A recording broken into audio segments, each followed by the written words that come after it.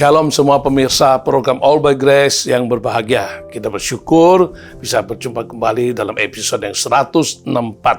Mari kita berdoa sebelum kita mulai program berikut ini. Tuhan, kami serahkan waktu berikut ini ke dalam tangan kasih-Mu.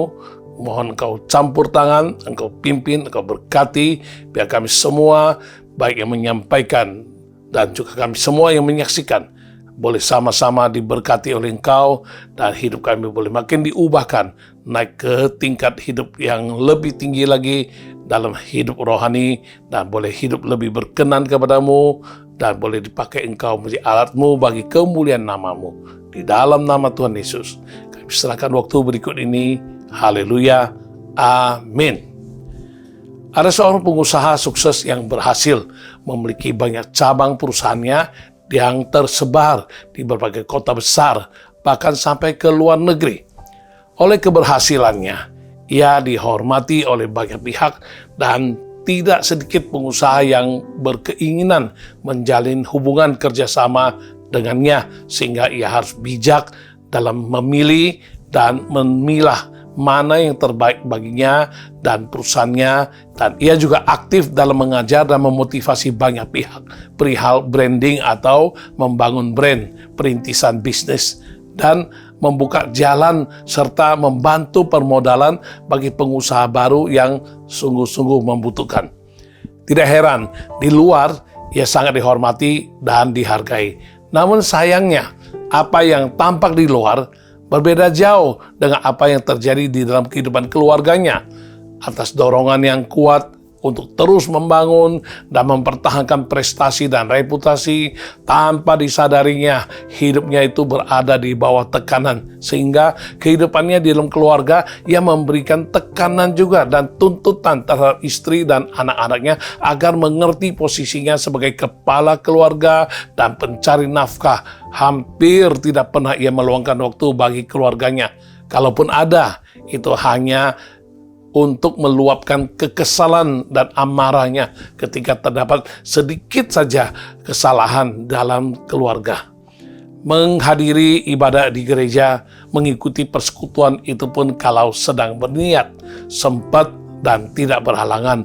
Karena demikian terus berlangsung selama bertahun-tahun tanpa ia sadari, dan dia masih menganggap dirinya sudah melakukan bagiannya dan memenuhi kebutuhan keluarga. Tetapi istri dan anak-anaknya ada saja yang protes. Perlahan tapi pasti akhirnya timbullah banyak peristiwa.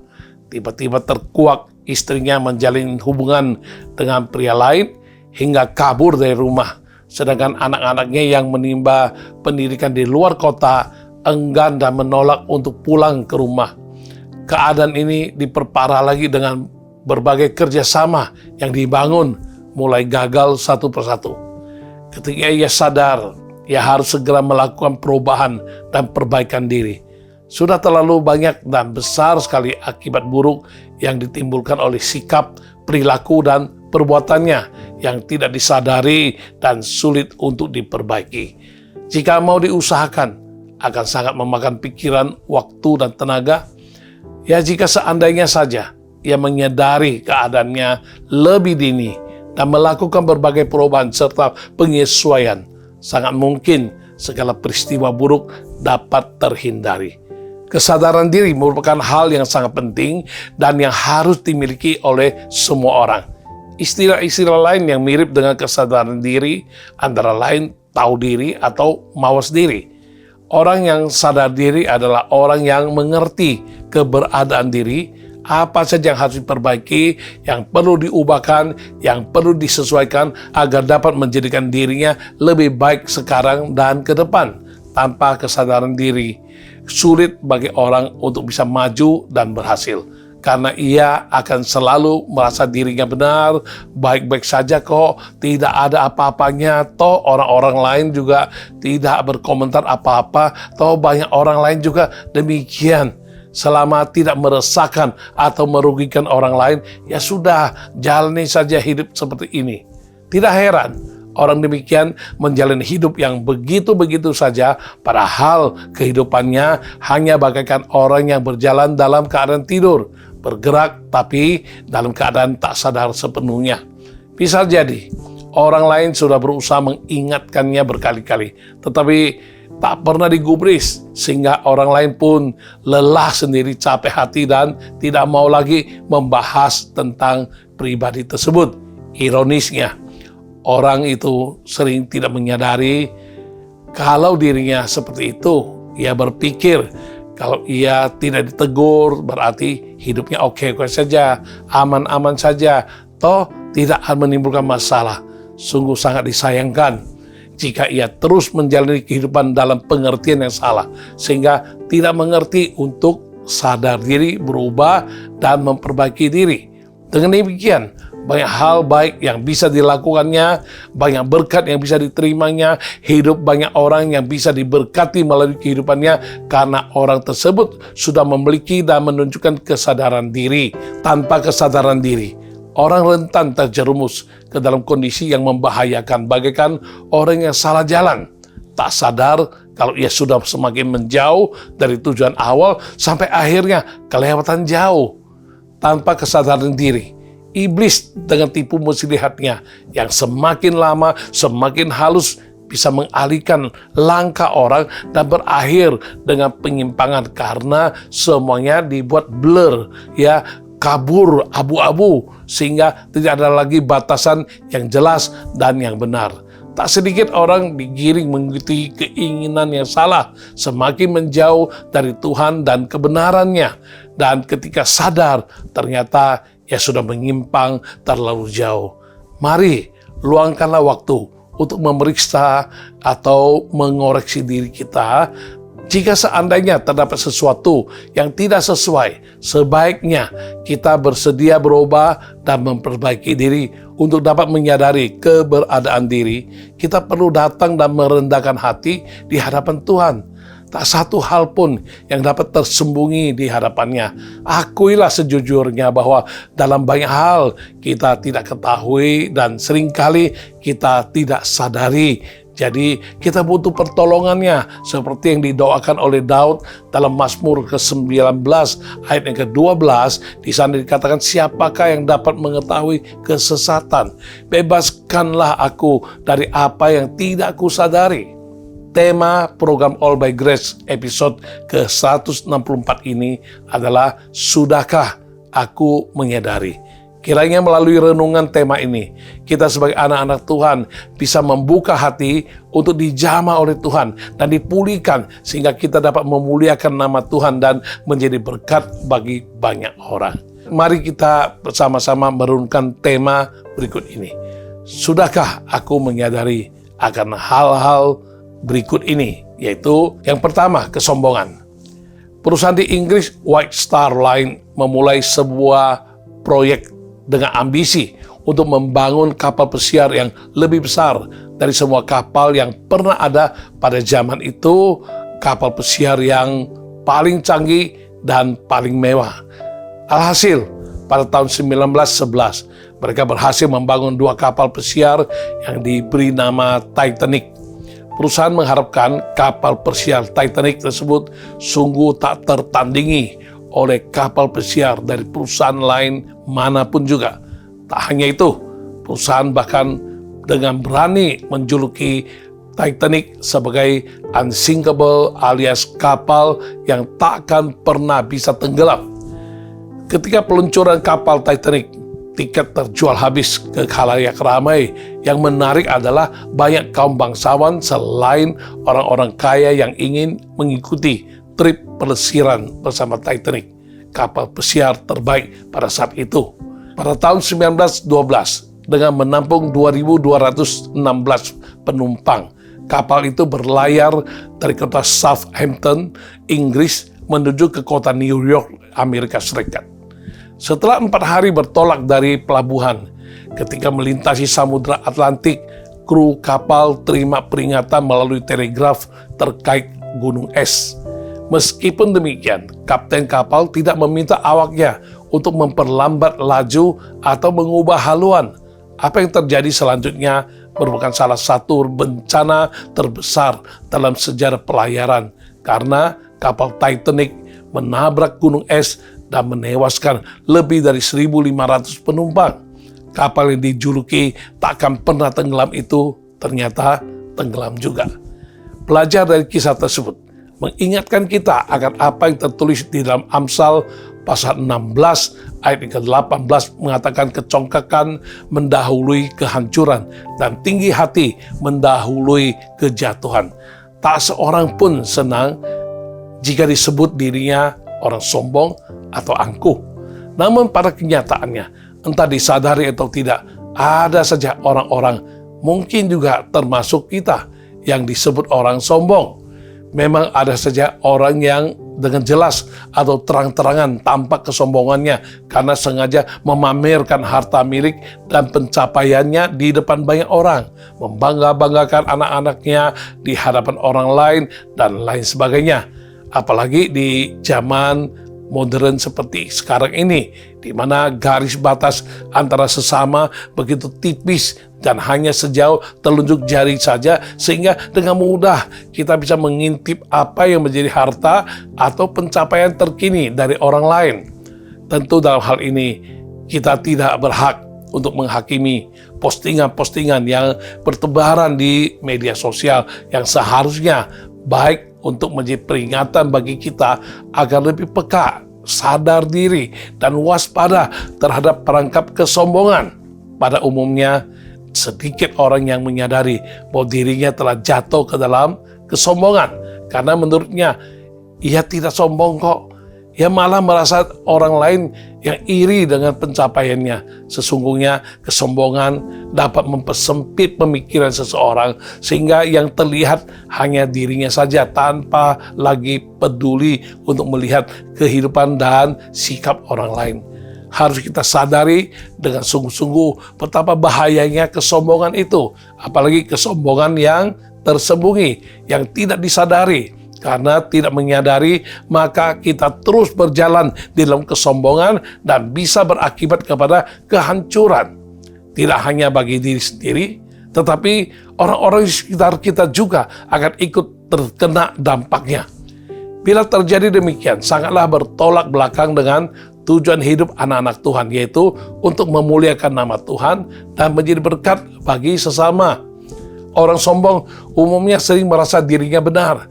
Dia merasa dirinya tidak sombong, dan dia pun sulit untuk menerima teguran.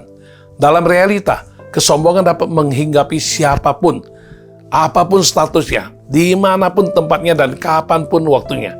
Yang miris adalah orang percaya, bahkan termasuk pelayan-pelayan Tuhan, sekalipun tanpa terkecuali. Sah-sah saja bila seseorang dapat melayani Tuhan dengan luar biasa, karunia atau talenta yang Tuhan berikan kepadanya dapat dioperasikan dengan baik, tepat, dan benar, sehingga dapat menjadi berkat bagi gereja, bagi pekerjaan Tuhan, juga bagi hidup banyak orang. Tetapi mereka juga manusia seutuhnya yang tak luput dari kelemahan dan kekurangan dalam berbagai segi, termasuk kesombongan, tanpa mereka sadari. Mungkin sifat-sifat atau karakter, sikap, tutur kata, dan perbuatan mereka juga sempat melukai orang lain tanpa mereka sadari. Terkadang permintaan dan tuntutan mereka sangat melampaui batas normal, tak masuk akal, bahkan terkesan menekan dan berlebihan memaksakan kehendak diri. Tidak heran, di satu sisi mereka dipakai Tuhan dengan dahsyat, namun di sisi lain tidak sedikit orang yang tersandung jatuh akibat ulah mereka. Bahkan ada orang sampai murtad tinggalkan Tuhan karena perkataan, sikap, perilaku, dan perbuatan mereka yang tanpa disadari sangat tidak berintegritas. Mereka tak tersentuh oleh siapapun, baik untuk mengingatkannya, memberi masukan, atau koreksi, apalagi senantiasa terpental keluar, tidak diterima, khususnya ketika ditegur. Umumnya mereka merasa dirinya benar dan orang lain yang selalu dipersalahkan. Kenyataan demikian menunjukkan bahwa mereka sungguh layak disebut orang yang sombong. Tariklah pelajaran dari Saul, Raja Israel yang pertama, ketika diminta untuk membinasakan semua orang Amalek termasuk hewan-hewannya, Saul membiarkan Raja Amalek hidup dan mengisahkan beberapa kambing domba yang baik dengan alasan bakal untuk dipersembahkan kepada Tuhan. Saat ditegur oleh Nabi Samuel, Saul malah membela diri dan berdalih bahwa ia telah melaksanakan tepat seperti apa yang Tuhan perintahkan. Karena sudah 2 kali terjadi dan Saul tidak sadar dan tidak belajar dari kesalahannya, akhirnya Saul harus menanggung konsekuensi yang serius dengan kehilangan kedudukannya sebagai raja.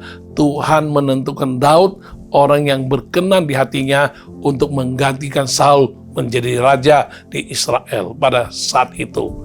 Demikian juga Raja Daud sebagai pengganti Saul. Ia pun tidak luput dari salah. Dalam posisinya yang sudah kokoh sebagai raja, Daud melakukan perzinahan dengan Batseba, istri dari salah satu tentaranya. Demi menutupi aibnya, Daud tega mengatur siasat supaya suami Batseba, tentaranya itu, ke medan perang yang paling dahsyat sampai akhirnya tentara itu tewas terbunuh. Atas kejadian itu, Tuhan mengirim Nabi Nathan untuk menegur Daud dengan keras. Saat ditegur, Daud merendahkan hati dan bertobat. Mazmur 51, seluruh pasal ditulisnya untuk menunjukkan betapa Daud menyesal atas kesalahannya dan ia bersedia untuk berubah. Berikut adalah beberapa bagian dari yang ditulisnya dalam Mazmur pasal 51 ayat 1 hingga ayat ketiga, atau dalam terjemahan lain ayat 3 hingga ayat 5. Kasihanilah aku ya Allah menurut kasih setiamu, hapuskanlah pelanggaranku menurut rahmatmu yang besar, bersihkanlah aku seluruhnya dari kesalahanku dan tahirkanlah aku dari dosaku, sebab aku sendiri sadar akan pelanggaranku, aku senantiasa bergumul dengan dosaku. Daud tidak berani angkuh atau sombong, melainkan ia bersedia merendahkan diri di hadapan Tuhan, walaupun Daud menanggung konsekuensi atas kesalahannya. Namun roh Tuhan tidak diambil daripadanya sebagaimana yang terjadi pada Saul. Ya, Daud tetap dipandang sebagai orang yang berkenan kepada Tuhan. Perlu juga diketahui bahwa orang-orang sombong tanpa disadarinya seringkali akan sangat menjunjung rasa gengsi yang demikian melekat padanya. Demi gengsi, ia cenderung menjaga harga diri dan reputasi dan tak segan-segan melakukan segala cara agar dirinya tak sampai dipandang rendah atau dihina oleh orang lain. Jika tidak cepat disadari, orang yang terlalu menjunjung gengsi diri selalu akan memandang rendah orang lain yang dirasa tidak sejajar atau tidak selevel dengan dia.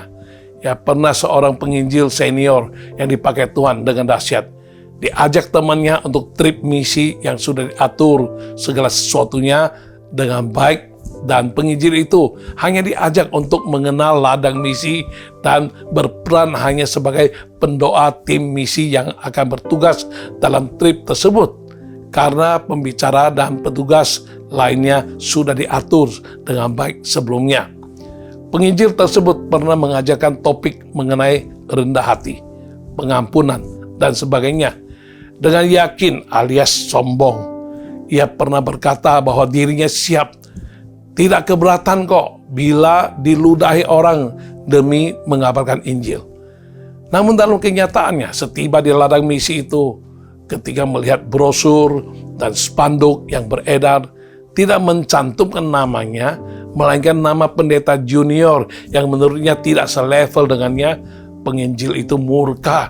Dia marah hingga dia absen makan malam, nggak mau makan, dan absen ke tempat penyelenggaraan KKR.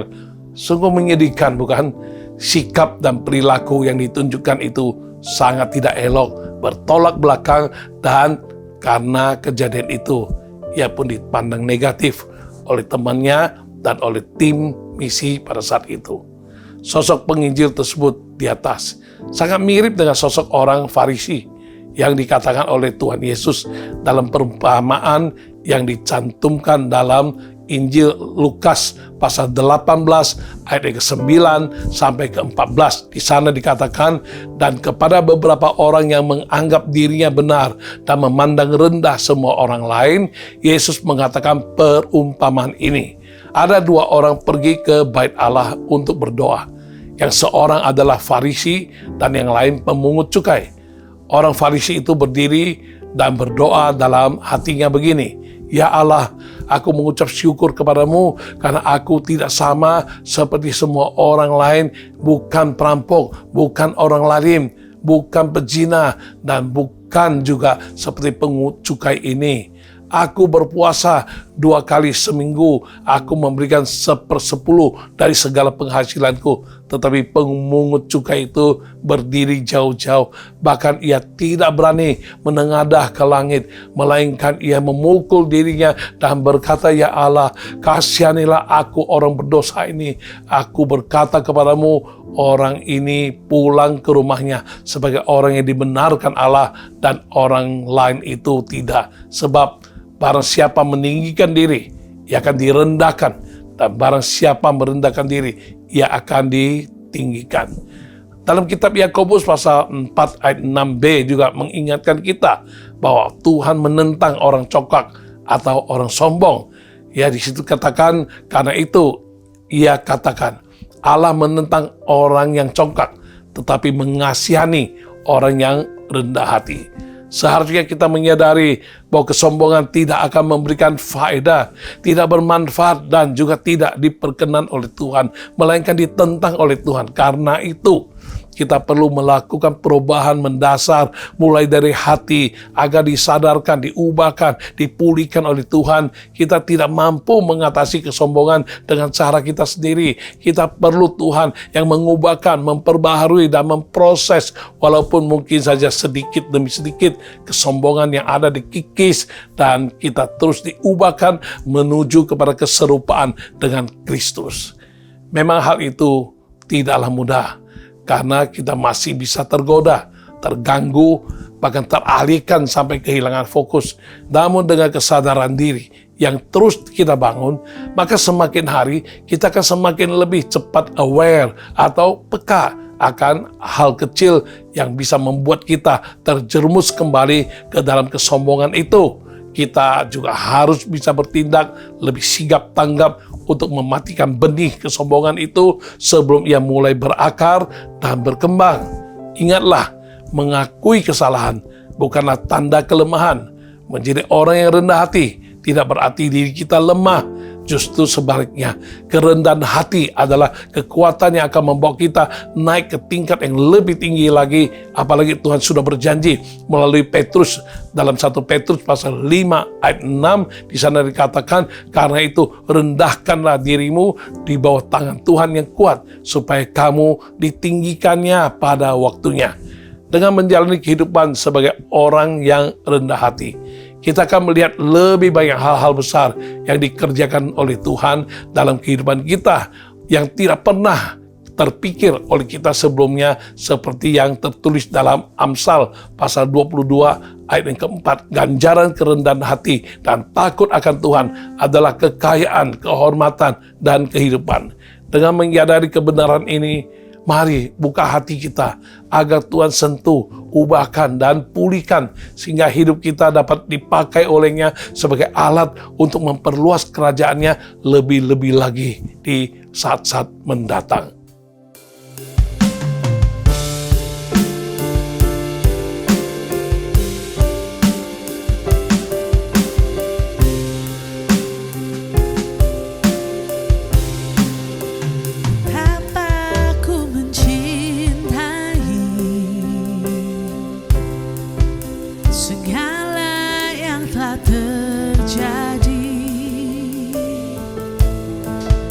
Tak pernah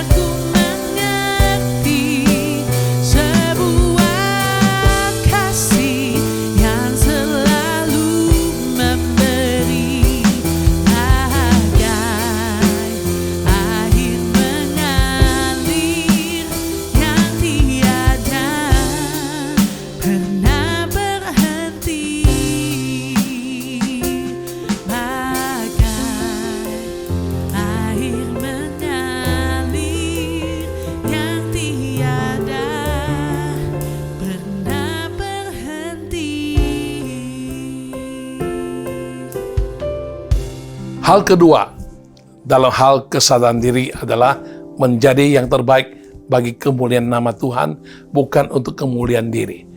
Ada seorang murid tampak sedih, kesal, dan marah ketika hasil atau nilai ujian diterimanya. Lalu ibu gurunya bertanya, mengapa ia seperti itu? Padahal nilai yang diperolehnya itu sangat bagus, bahkan jauh meningkat dibandingkan dengan sebelumnya. Karena masih polos, anak tersebut mengungkapkan alasannya, karena aku masih kalah dengan teman yang lain sekelasku. Seandainya aku bisa mengalahkannya, aku akan jadi yang terbaik di satu angkatan. Dan aku yang akan diingat orang, bukan orang itu. Setiap manusia pasti ingin menjadi yang terbaik dalam segala hal.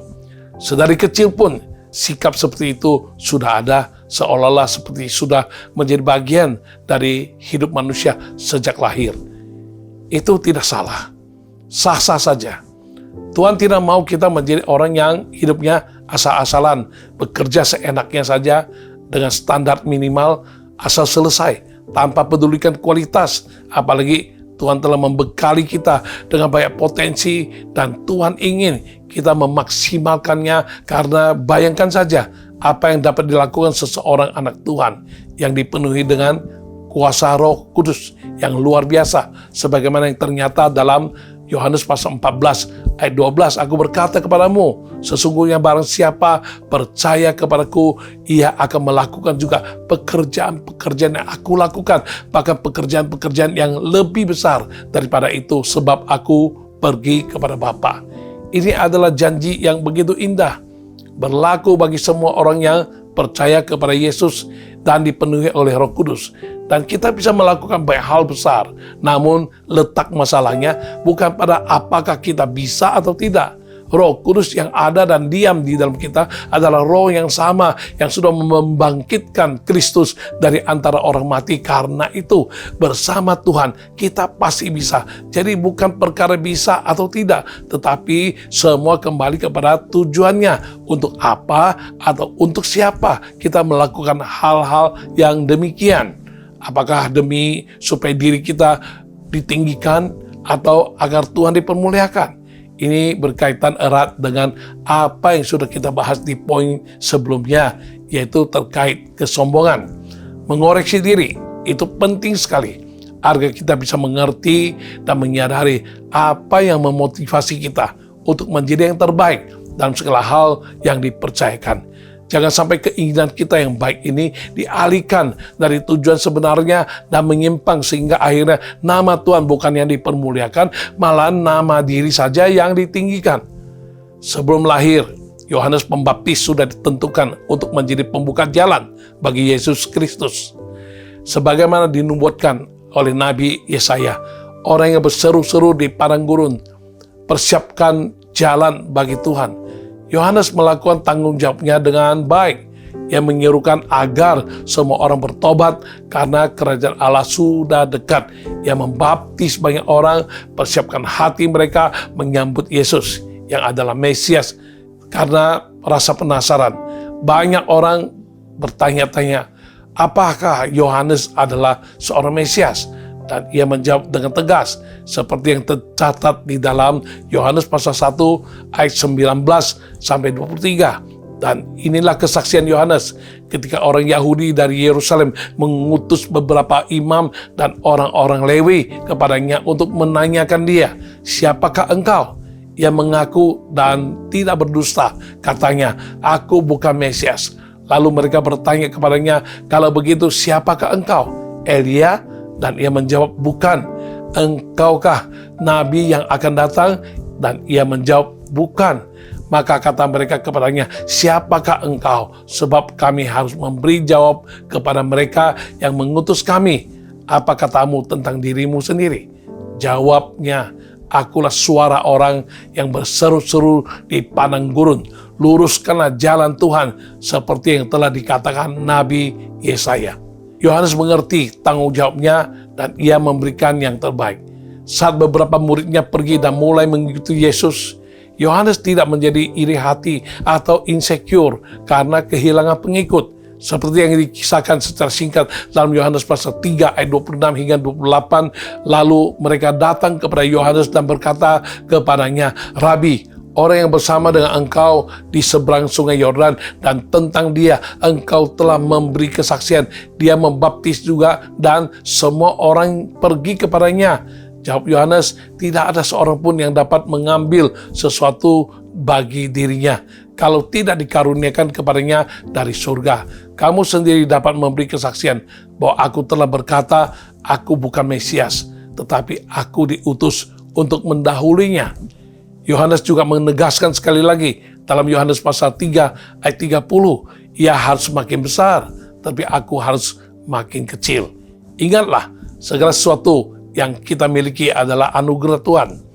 Memang kita perlu berusaha, ada tanggung jawab yang harus kita kerjakan untuk bisa meraih beberapa hal, tetapi kebutuhan yang paling mendasar bagi kehidupan manusia adalah napas hidup.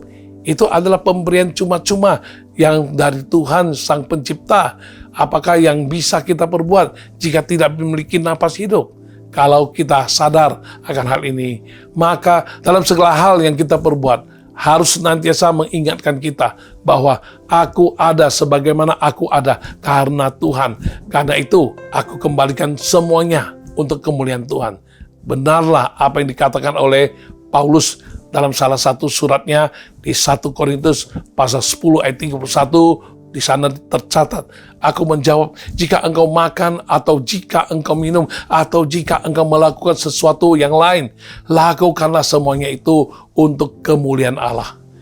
Jika kita memiliki prinsip yang terutama, nama Tuhan dipermuliakan, maka segala sesuatu yang kita kerjakan, baik itu hal kecil, hal biasa, hal besar, dilihat orang atau tidak dihargai atau tidak diapresiasi, kita tetap akan memberikan yang terbaik. Karena kita melakukannya untuk Tuhan, bukan untuk manusia. Memang kelihatannya benar yang kita layani adalah manusia, baik itu pasangan, anak, murid, customer, majikan, atasan, jemaat, dan lain sebagainya. Tetapi Tuhan kita yang utama adalah Tuhan Yesus. Ketika dinasihati, kita harus menerimanya dengan lapang dada yang menandakan ada kesempatan, ada harapan bagi kita untuk menjadi lebih baik lagi. Saat dipuji orang, kita tahu bahwa pujian manusia itu terbatas dan tidak bisa diandalkan. Kemuliaan hanya bagi nama Tuhan. Mencari dan mengharapkan penerimaan atau penghargaan dari manusia hanya akan membuat kita kecewa. Dan bila tidak dihargai atau tidak dihormati, maka kita akan menjadi kesal dan marah. Tetapi jika kita sadar bahwa kita melakukan ini, itu semuanya adalah bagi Tuhan, maka pujian Tuhanlah yang kita dambakan. Ada seorang pianis kecil mendapatkan kesempatan untuk tampil di hadapan banyak orang untuk pertama kalinya.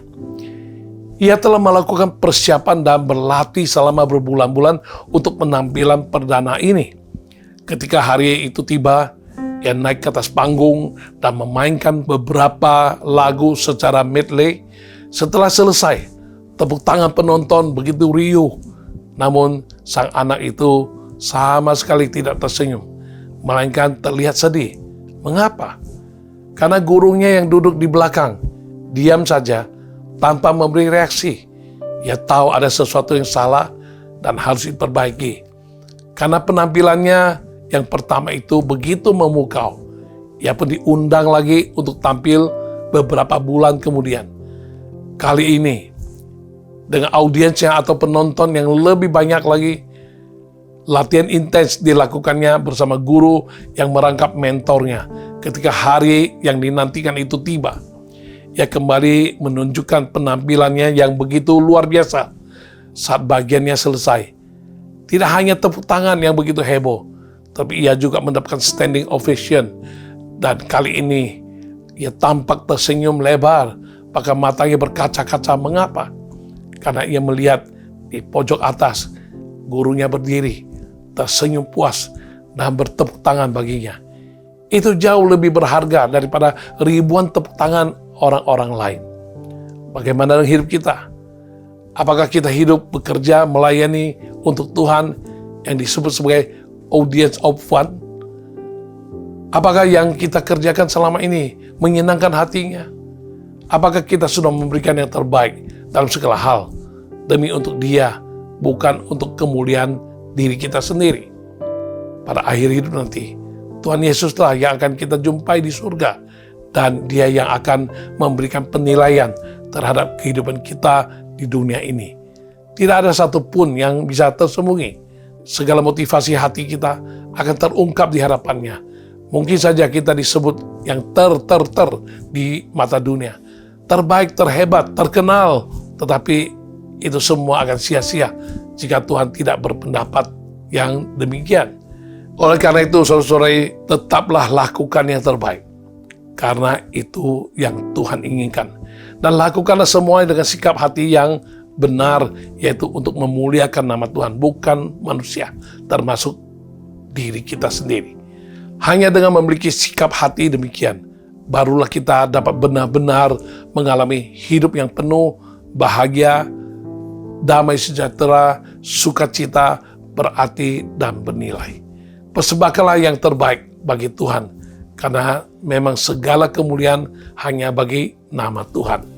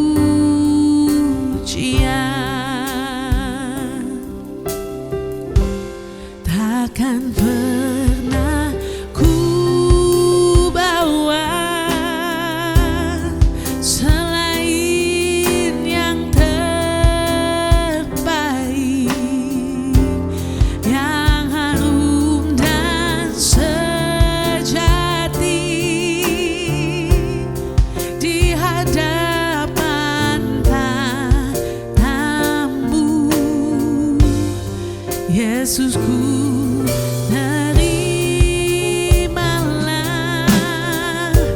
korban syukurku ini yang mengalir di hatiku sebagai persembahanku.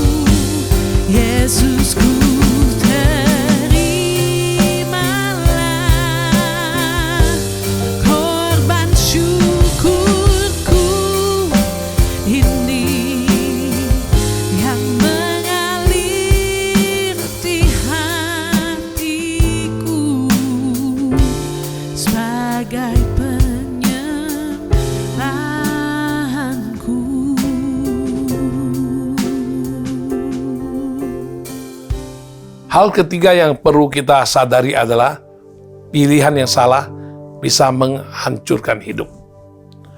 Terlepas dari suka atau tidak suka, seluruh kehidupan manusia dipenuhi dengan pilihan.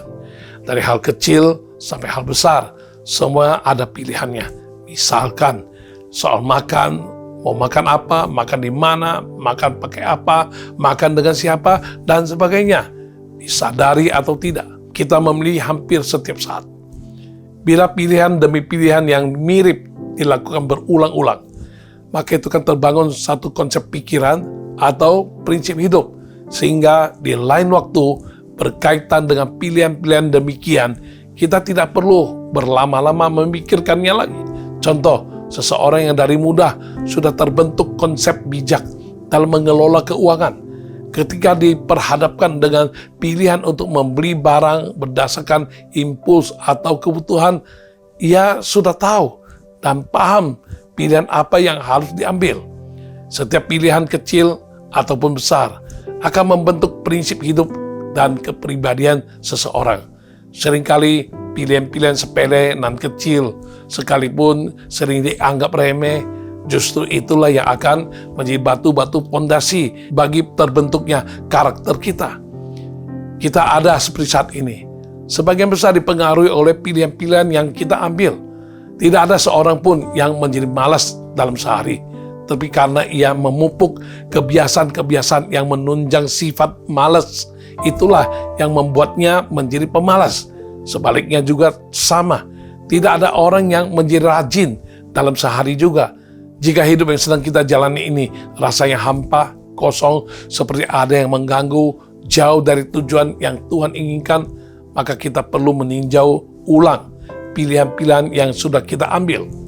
Semua pilihan apapun itu pasti ada konsekuensi yang mengikutinya, entah baik ataupun buruk, tergantung apa yang kita pilih. Karena apa yang ditabur orang melalui pilihannya, itu juga yang akan dituainya. Sebagaimana yang tertulis di dalam Galatia pasal 6 ayat 7. Jangan sesat, Allah tidak membiarkan dirinya dipermainkan. Karena apa yang ditabur orang, itu juga yang akan dituainya. Kehidupan yang sedang kita jalani saat ini adalah tuaian dari taburan pilihan kita di masa sebelumnya.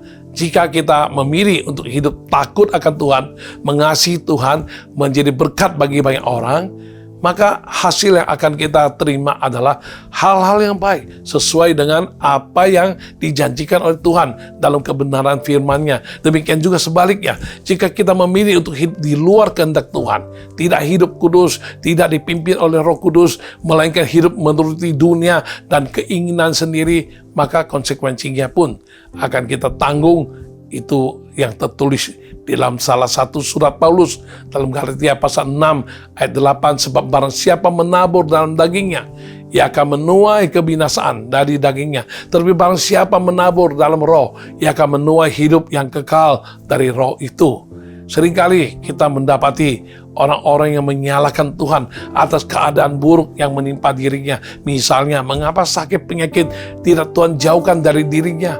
Mengapa harus menderita sakit yang parah dan berkepanjangan? Jika seseorang tidak menyadari dari dasar hati untuk jaga kesehatan, sehingga ia sesuka hati saja dalam hal makan dan minum tanpa penguasaan diri, tak pernah mau berolahraga, akhirnya ia menjadi obesitas, ya, dengan segala efeknya terhadap kesehatan. Lalu ia jatuh sakit dan menderita secara berkepanjangan. Itu adalah konsekuensi yang harus ditanggungnya. Bukan Tuhan tidak mengasihi, juga bukan Tuhan tidak menjagainya. Karena itu, jangan sampai kita menyalahkan Tuhan tanpa terlebih dahulu koreksi diri kita, meneliti kembali pilihan-pilihan apa yang sudah kita ambil. Ya, melalui Musa Tuhan peringatkan bangsa Israel, termasuk kita juga pada hari ini, yaitu dalam Ulangan pasal 30 ayat 19 mengatakan, aku memanggil langit dan bumi menjadi saksi terhadap kamu pada hari ini. Kepadamu kuperhadapkan kehidupan dan kematian, berkat dan kutuk. Pilihlah kehidupan supaya engkau hidup, baik engkau maupun keturunanmu. Kita juga dapat mempelajari sejarah bangsa Israel yang tercatat dalam Alkitab dan mendapati bahwa tidak hanya sekali, dua kali, atau dalam periode tertentu saja, melainkan berulang kali Tuhan melalui nabi pilihannya memberikan peringatan demi peringatan agar bangsa Israel bertobat dari jalannya yang salah, yang sesat, yang telah mereka pilih. Sedikitnya dapat kita temukan dalam Yeremia pasal 25 ayat yang ke-5 dan ayat yang ke-7. Di sana dikatakan, kata mereka, bertobatlah masing-masing kamu dari tingkah langkahmu yang jahat dan dari perbuatan-perbuatanmu yang jahat. Maka kamu akan tetap diam di tanah yang diberikan Tuhan kepadamu dan kepada nenek moyangmu dari selama-lamanya sampai selama-lamanya. Demikian pula Yeremia pasal 25 ayat yang ke-7 dikatakan, tetapi kamu tidak mendengarkan aku, demikianlah firman Tuhan, sehingga kamu menimbulkan sakit hatiku dengan buatan tanganmu untuk kemalanganmu sendiri. Dalam kenyataan, bangsa Israel tidak menyadari akan kesalahan mereka dalam memilih dan berujung pada konsekuensi yang serius yang harus mereka tanggung dengan masuk ke dalam pembuangan di Babel. Terhadap kita sebagai orang percaya di zaman sekarang ini, berlaku juga prinsip yang sama. Sesungguhnya iblis, si jahat itu, tak pernah berhenti menawarkan berbagai pilihan yang semakin dikemas dengan menarik sehingga tampaknya tidak berbahaya pada awalnya. Dalam kitab Amsal sudah mengingatkan kita bahwa ada jalan orang yang disangkanya lurus, tetapi ujungnya menuju maut. Seandainya kita memilih hanya berdasarkan apa yang terlihat secara kasat mata, tanpa didoakan dengan sungguh-sungguh, mempertimbangkan dengan baik, sangat mungkin kita akan mengambil pilihan yang salah tanpa disadari. Dan sayangnya, ketika kita ngeh atau kita sadar, kita sudah dalam keadaan menanggung konsekuensi yang seharusnya bisa kita hindari. Sadarilah, janganlah meremehkan berbagai pilihan yang harus kita ambil selama hidup di dunia ini. Apalagi pilihan yang berkaitan dengan keselamatan, baik untuk kehidupan kita selama di dunia ini, maupun untuk dunia kekekalan yang akan datang. Ketahuilah, pilihan-pilihan yang sudah kita ambil akan menentukan bagaimana kita menjalani kehidupan di dunia ini, berkenan kepada Tuhan atau tidak. Jikalau pilihan kita tepat, benar, dan berkenan kepada Tuhan, maka yang akan kita terima adalah kehidupan yang disertai Tuhan, kehidupan yang berintegritas, menghasilkan buah yang lebat dalam berbagai area, kelancaran dalam segala hal, termasuk pelayanan kepada Tuhan. Demikian juga kita akan diberkati untuk menjadi berkat, serta upah dan hidup yang kekal akan kita terima di kemudian hari. Tetapi jikalau pilihan kita salah, maka konsekuensi yang harus kita tanggung adalah kehidupan yang banyak sekali kesukaran, kehidupan yang gagal sebagai saksi Tuhan, pelayan Tuhan yang bisa saja mandek macet dalam banyak pelayanan dan program, bahkan gagal total dalam berbagai bentuk. Lebih dari itu, kehidupannya pun tidak akan menjadi teladan, sebaliknya menjadi batu sandungan. Kehidupannya tidak ada bedanya dengan orang-orang duniawi, karena ia telah memilih untuk senyawa dengan nilai-nilai dan gaya hidup orang-orang duniawi. Hidup dalam kompromi, hidup dalam dosa, hingga yang lebih miris adalah kematian kekal dalam siksaan dan kehancuran untuk selama-lamanya. Karena itu, perhatikanlah dengan serius apa yang kita pilih mulai dari sekarang. Seperti yang diperingatkan Paulus dalam Efesus pasal 5 ayat yang ke-15 sampai 16. Karena itu perhatikanlah dengan saksama bagaimana kamu hidup. Janganlah seperti orang bebal, tapi seperti orang arif. Dan pergunakanlah waktu yang ada, karena hari-hari ini adalah jahat. Sekiranya kita sudah ambil banyak pilihan yang salah, dan saat ini sedang menanggung berbagai konsekuensinya, bertobat saja, segera, dan jangan tunda lagi. Berubahlah selagi masih ada kesempatan. Mungkin saat ini di antara kita setelah mendengar pembahasan tema yang disampaikan, merasa diri disadarkan oleh Roh Kudus, adalah bijak bagimu jika Anda datang kembali kepada Tuhan Yesus yang sangat mengasihi Anda. Bertobatlah dan mohon kasih karunia dan kemurahannya untuk menolongmu, mengubahkanmu, dan memperbaharuimu. Sadarilah dan berubahlah, dan mulailah membuat pilihan-pilihan yang tepat dan benar. Yang lalu biarkanlah dia sudah berlalu. Memang waktu tidak bisa kita putar kembali, tetapi terkait hari esok atau masa depan, kita bisa mulai untuk merangkaikannya kembali sedikit demi sedikit dengan mengambil pilihan-pilihan yang benar. Jangan tertipu oleh si jahat yang berkata, sudah kepalang tanggung, terlanjur basah, hancur ya hancur saja sekalian.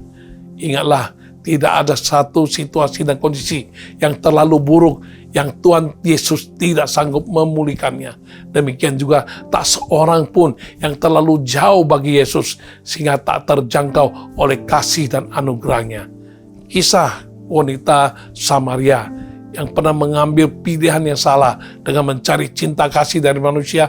Dia menikah berkali-kali tapi tak kunjung menemukan kasih sejati seperti yang didambakan hati, bahkan sampai harkat martabatnya demikian hancur di mata orang-orang sekelilingnya. Terhadap wanita yang demikian pun, Tuhan Yesus menawarkan kesempatan kepadanya untuk menerima apa yang dicarinya selama ini, yang sebenarnya hanya bisa wanita itu temukan di dalam Tuhan Yesus. Akhirnya perempuan Samaria itu menyadari dan dia meminta dan menerimanya dari Tuhan Yesus. Dan seketika itu pula hidupnya diubahkan Tuhan, diperbaharui, bahkan dipakai Tuhan menjadi saksi dan alat untuk memenangkan jiwa-jiwa sekotanya. Demikian juga dengan wanita lain yang tertangkap basah, melacurkan diri pada masa itu. Dan seharusnya dia hancur segalanya dan nyawanya terancam. Namun ketika pemuka agama membawanya ke hadapan Yesus, Tuhan Yesus memilih untuk tidak menghakiminya. Tuhan Yesus malah menawarkan pilihan lain kepada wanita tersebut, yaitu agar ia bertobat dan jangan berbuat dosa lagi. Ketahuilah, hari ini Tuhan Yesus menawarkan juga pilihan lain bagi Anda dan saya. Jangan bersikeras, bersikukuh dalam pilihan yang lama yang justru bisa menghancurkan hidup, baik hancurkan hidup sekarang maupun dihancurkan hidup yang akan datang. Putuskanlah untuk memilih dan menerima tawaran Tuhan Yesus, sekalipun mungkin saja ada tantangan, ada halangan, dan jalannya tidak mudah, tetapi penyertaannya yang adalah Tuhan Immanuel merupakan jaminan yang pasti bagi kita. Pilihlah Yesus di atas segala-galanya. Dia tidak akan pernah mengecewakan kita. Meskipun situasi dan kondisi bisa jadi tidak sejalan dengan apa yang kita inginkan, tetapi semua yang diizinkannya tidak akan mengakibatkan kehancuran bagi hidup kita. Mungkin saja masa sulit diizinkannya terjadi, tetapi justru itu akan membuat kita menjadi pribadi yang lebih handal, lebih mapan, lebih tangguh, dan akan menjadi pribadi yang lebih baik lagi. Jangan menunggu lagi. Ambillah tawaran Yesus. Pilihlah untuk hidup baginya, mengasihi dia, mengasihi sesama, hidup menyenangkan hatinya, hiduplah selalu menjadi berkat. Itu adalah pilihan yang terbaik yang akan menuntun kita kepada hidup yang lebih berarti, lebih bernilai, berbobot, dan hidup yang lebih berdampak lagi. Kiranya Tuhan memberkati kita semua dengan hati yang senantiasa mau disadarkan Tuhan, punya kesadaran diri yang senantiasa dalam kehidupan nyata ini.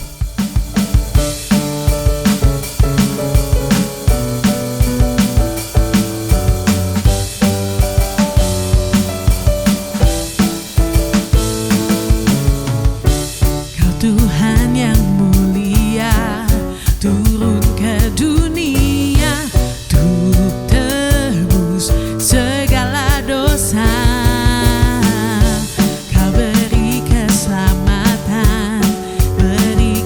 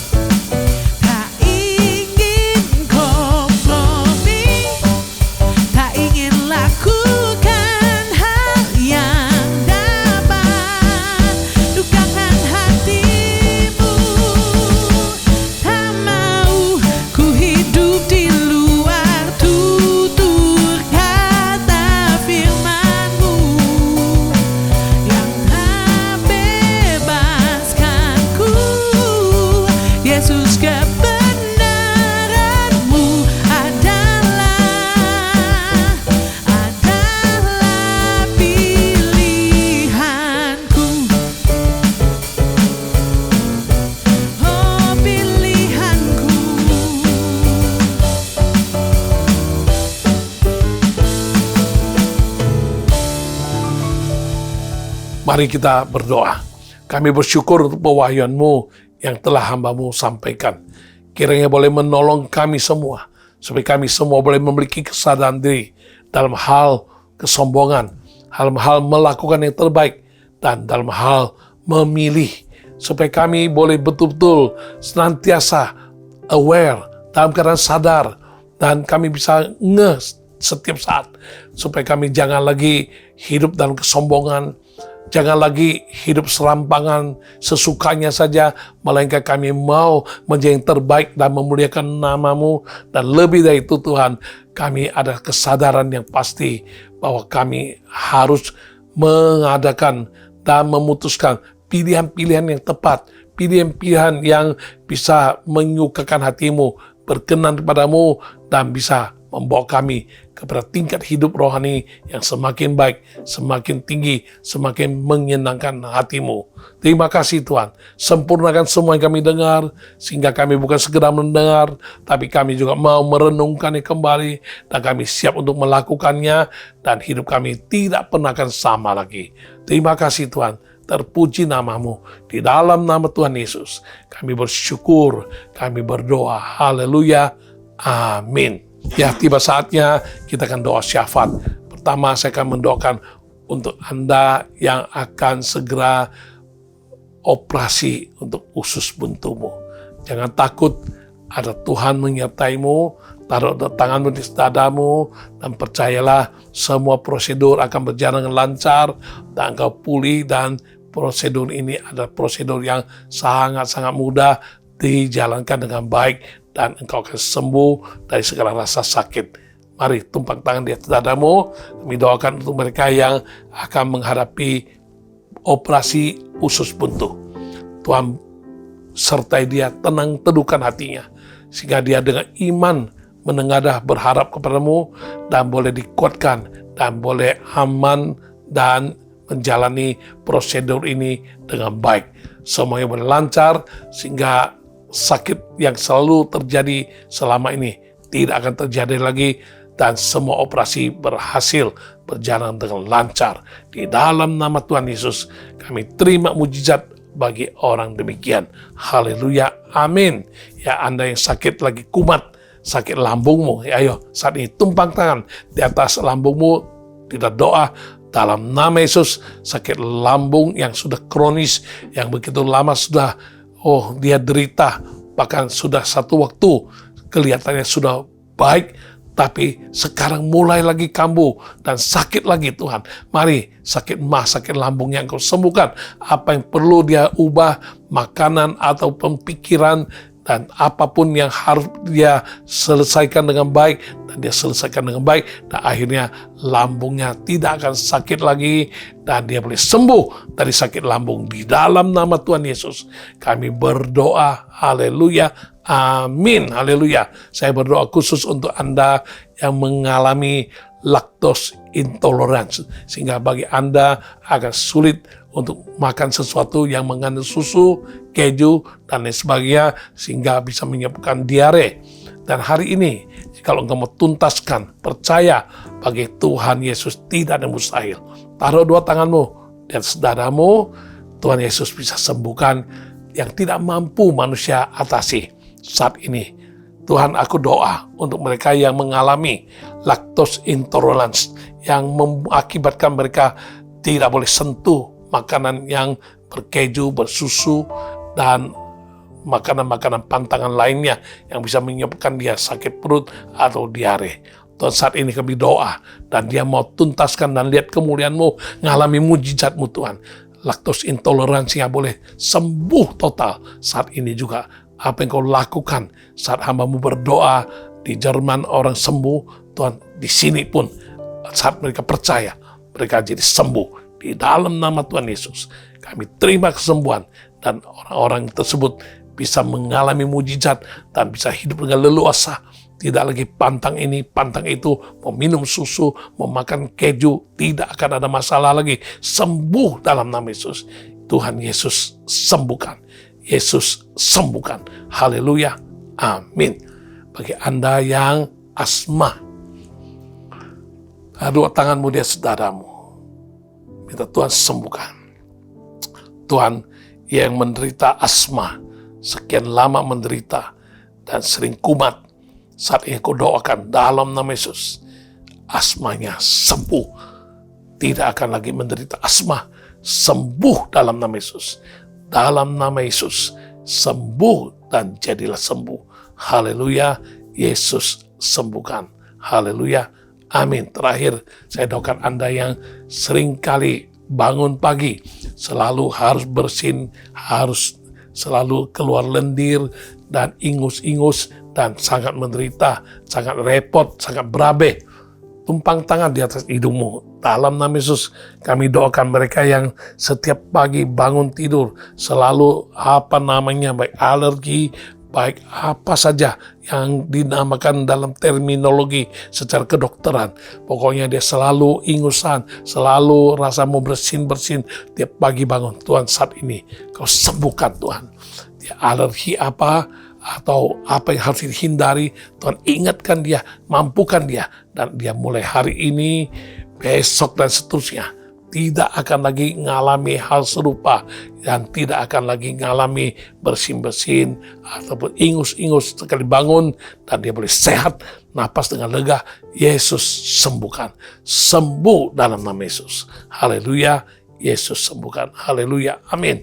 Oke, kita bawa semua permohonan doa kita, pergumulan kita kepada Tuhan, baik itu masalah sakit penyakit diri kita sendiri atau orang tua atau keluarga, baik untuk masalah ekonomi, baik untuk studi, baik untuk keuangan, pekerjaan, usaha, baik untuk transaksi-transaksi yang Kau dambakan bisa berhasil, baik untuk kontrak-kontrak yang belum ditandatangani, permohonan untuk aplikasi untuk dapat kerja yang belum dijawab, dan perjalanan ataupun permohonan visamu, dan juga segala kerinduan-kerinduan lainnya.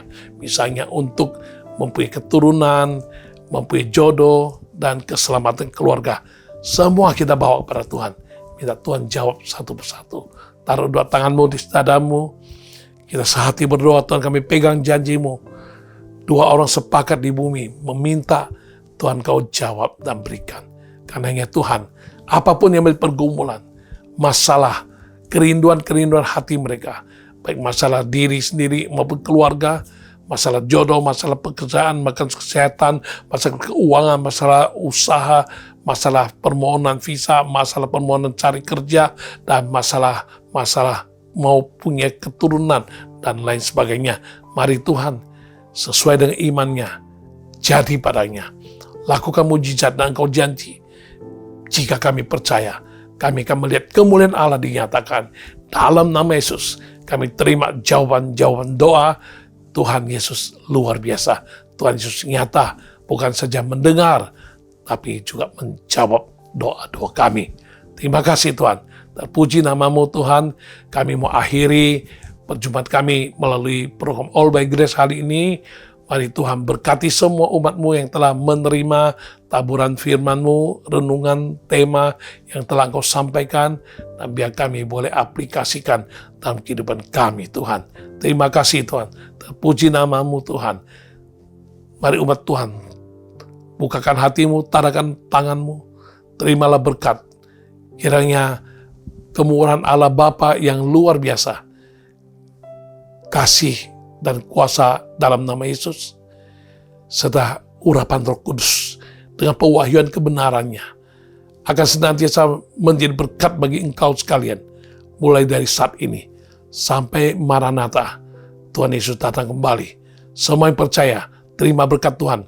Mari kita sama-sama ucapkan amin, haleluya. Dengan demikian kita akhiri pertemuan kita kali ini melalui program All by Grace episode ke-164. Jumpa kembali Jumat mendatang di waktu yang sama 18.30, dan jangan lupa bagikan, share link dari program All by Grace kepada sanak saudara dan teman-teman Anda supaya makin banyak orang boleh diberkati Tuhan sebagaimana Anda diberkati.